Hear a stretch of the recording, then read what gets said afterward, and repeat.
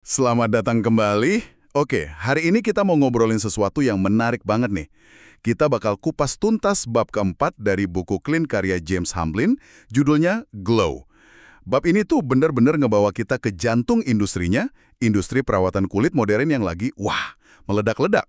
Kita akan coba bongkar gimana merek-merek kayak Glossier itu, mereka tuh nggak cuma jualan produk, tapi jualan ideologi, jualan komunitas. Jadi misi kita hari ini simple. Kita mau paham apa sih mesin penggerak di balik industri miliaran dolar ini. Dari psikologinya sampai taktik marketingnya yang bikin Anda merasa jadi bagian dari sesuatu yang lebih besar. Betul banget. Dan ini bukan cuma soal lotion atau serum loh. Ini lebih dalam dari itu. Ini tentang gimana cerita, identitas, bahkan rasa memiliki itu sekarang bisa dikemas dalam botol. Terus dijual ke kita. Kita akan lihat gimana konsep bersih atau clean itu sendiri udah berevolusi. Dulu kan bersih ya bersih aja, fisik. Sekarang, wah, jadi standar moral, standar estetika yang rumit. Dan gimana kita sebagai konsumen bisa navigasi di tengah semua ini. Oke, kita mulai dari sebuah gambaran yang kuat banget di buku ini. Coba deh Anda bayangin. Anda lagi di New York, terus lihat ada antrian panjang anak-anak muda di luar sebuah toko.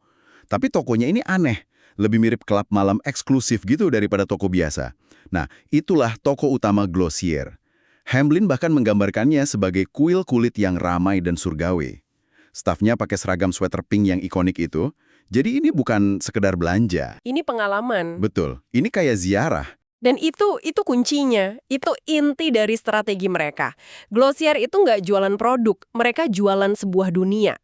Pendirinya, Emily Weiss, kan mulainya dari blog yang super populer ya, Into the Gloss.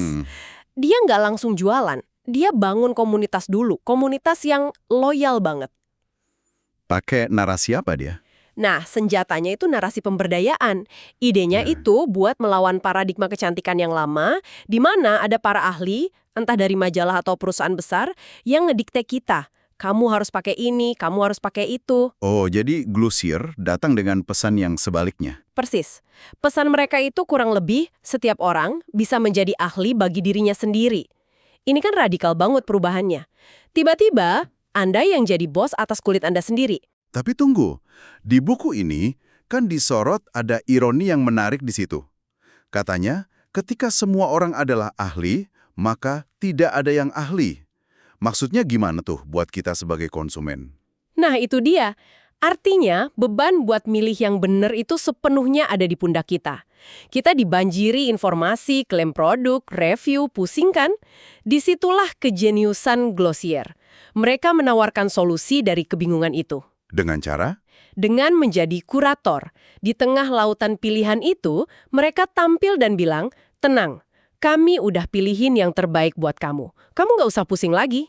Wow, jadi mereka menciptakan masalahnya dulu, Kamu adalah ahli, jadi kamu yang pusing. lalu mereka menjual solusinya. Tapi kami akan memilihkan untukmu. Cerdas sekali. Persis. Mereka membangun kepercayaan dengan jadi semacam editor pilihan kita. Anda nggak perlu lagi baca puluhan review, cukup percaya aja sama seleranya Glossier. Oke, sekarang kita lihat produknya.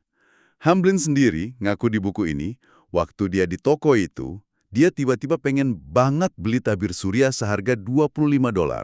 Bukan karena formulanya gimana-gimana, tapi karena ada dorongan psikologis yang kuat, biar bisa jadi bagian dari kerumunan keren di sana. Ada contoh yang lebih ekstrim lagi kan di buku? Ah, iya. Zit stick atau stick jerawat mereka. Nah, itu dia. Kandungannya itu benzoyl peroxide. Ini bahan yang umum banget, generik, bisa Anda temuin di apotek manapun dengan harga murah. Tapi Glossier ngemasnya dalam wadah pink yang cantik, kayak pulpen, terus jualnya seharga $14, padahal isinya cuma 1/10 ons. Tunggu, ini bagian yang bikin saya kaget. Di buku ini ada perbandingan. Katanya Walmart itu jual produk dengan bahan aktif yang sama, tapi volumenya hampir 15 kali lebih banyak. Harganya cuma $5. Iya kan? Gila. 15 kali lebih banyak produk dengan harga kurang dari setiganya. Jadi kita beneran cuma bayar buat kemasan pink sama nama mereknya aja dong. Tepat. Ini bukti paling jelas kalau nilai produknya itu udah bukan lagi di kandungannya. Nilainya ada di merek, di cerita, di kepercayaan. Orang itu nggak beli benzoyl peroxide, mereka beli sepotong gaya hidup Glossier. Hamblin bahkan bilang, ini kayak keinginan buat menjadi Emily Weiss dengan membeli produknya. Ini pergeseran total dari produk sebagai fungsi menjadi produk sebagai identitas. Oke, Glossier kan raksasanya ya. Tapi Hamblin juga ngajak kita ke tempat di mana tren-tren masa depan itu lahir. Semacam laboratorium ide baru. Namanya Indie Beauty Expo. Pameran buat merek-merek independen dan pengusaha baru buat coba peruntungan. Dan di pameran ini, fenomenanya lebih liar lagi, hiperspesialisasi. Penulis nemuin produk perawatan kulit pria yang targetnya tuh spesifik banget. Ada merek 1821 Man-Made, mereka jual sabun dalam kemasan yang persis botol whisky. Oh, saya ingat yang itu. Terus ada merek Primal Derma. Nah, itu lebih unik lagi. Ini saya nggak bisa lupa. Perawatan kulit Primal Derma ini basisnya dari lemak sapi. Dan targetnya untuk penggemar diet paleo. Pendirinya bahkan bilang targetnya adalah orang yang punya tangan yang rusak karena CrossFit. Ini kedengarannya kayak parodi loh. Bener kan? Tapi ini nyata. Dan ini nunjukin betapa spesifiknya pasar sekarang. Udah bukan soal fungsi lagi, tapi soal identitas yang paling dalam. Pria yang beli sabun whisky itu lagi beli sebuah persona. Pria yang beli krim lemak sapi itu lagi negasin komitmennya ke gaya hidup paleo. Produk ini jadi kayak lencana kehormatan buat suku mereka masing-masing. Jadi, apa ada bedanya nih antara produk-produk ini sama produk wanita pada umumnya? Selain dari kemasan dan ceritanya. Nah, Hamblin menyoroti kalau seringkali pembedanya ya cuma itu. Aroma, warna, sama kemasan. Padahal seringnya produk wanita itu harganya lebih mahal. Dengan targeting demografi super spesifik, penggemar whisky, penganut paleo, mereka itu menciptakan pasar baru. Ini menggarisbawahi aturan tak tertulis dalam pemasaran yang dikutip di buku. Kalau kamu jualan produk untuk semua orang, kamu sebenarnya nggak jualan untuk siapapun. Oke, selain produk-produk aneh tadi, di pameran itu penulis juga lihat kata-kata kayak bersih, murni, dan bebas dari kekejaman di mana-mana. Ini ngebawa kita ke gerakan kecantikan bersih atau clean beauty. Menurut buku ini, apa sih artinya? Nah, ini evolusi pemasaran berikutnya. Konsep bersih itu maknanya digeser. Dulu, bersih itu ya hasil akhirnya. Kulit Anda jadi bersih. Sekarang, bersih itu tentang produknya sendiri. Dibuat dari bahan-bahan yang dianggap bersih, alami, atau bebas dari bahan kimia jahat. Jadi, fokusnya bukan lagi pada apa yang produk itu lakukan untuk kita, tapi tentang moralitas bahan-bahannya. Tepat sekali. Ini menciptakan kecemasan baru kan? Duh, produk yang saya pakai udah cukup bersih belum ya? Dan tentu saja, ini membuka lebih banyak peluang buat jualan produk baru lagi. Ngomongin soal klaim, buku ini ngenalin istilah yang pas banget, Science Indie. Katanya banyak merek-merek ini ngeklaim produk mereka terbukti secara ilmiah. Tapi ternyata definisi studi ilmiah versi mereka ini bisa longgar banget. Bu yang besar banget, memanfaatkan keinginan kita akan produk yang efektif tapi tanpa pengawasan yang rumit. Dan ini bisa berbahaya kan? Ada satu ahli kecantikan yang diwawancara di buku itu, dia ngasih peringatan penting. Dia bilang, jika sesuatu punya potensi untuk membantu, ia juga punya potensi untuk memperburuk keadaan. Persis, ada ilusi kalau produk-produk ini karena sering dilabeli alami, itu pasti aman. Padahal logikanya simple, kalau sebuah bahan cukup kuat buat ngasih efek positif, berarti dia juga cukup kuat buat ngasih efek negatif. Bisa iritasi, alergi, atau masalah lain.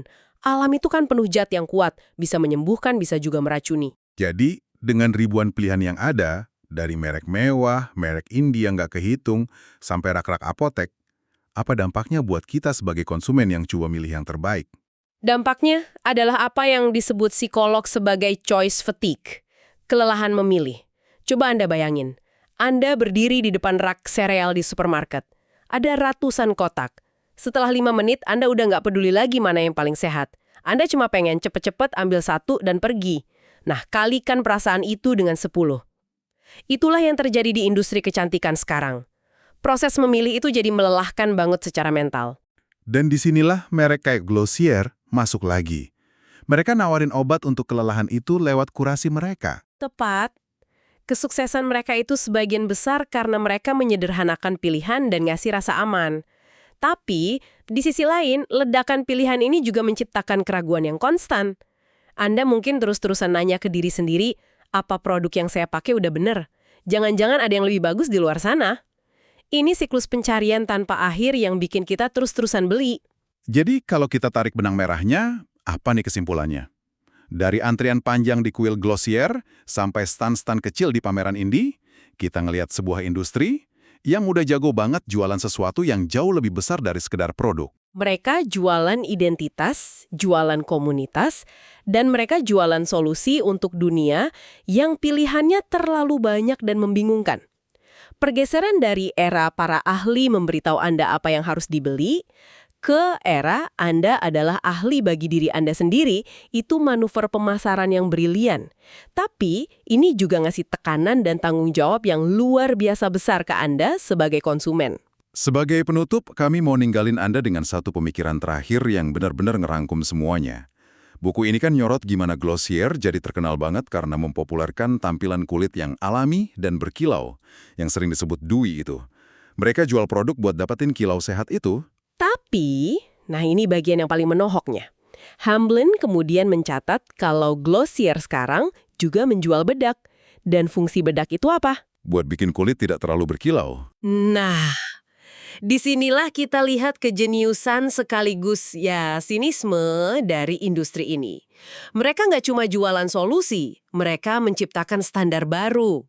Terus, mereka jualan produk untuk mengatasi efek samping dari standar yang mereka ciptakan itu sendiri. Standar kulit berkilau dipopulerkan, terus mereka jual bedak buat memperbaikinya pas kilau itu dianggap berlebihan.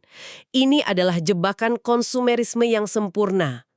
Jadi pertanyaan untuk Anda renungkan adalah, dalam perjalanan Anda mencari kesehatan dan kecantikan, di mana sih garis batas antara perawatan diri yang tulus dan siklus konsumsi tanpa akhir yang sengaja diciptakan oleh pasar?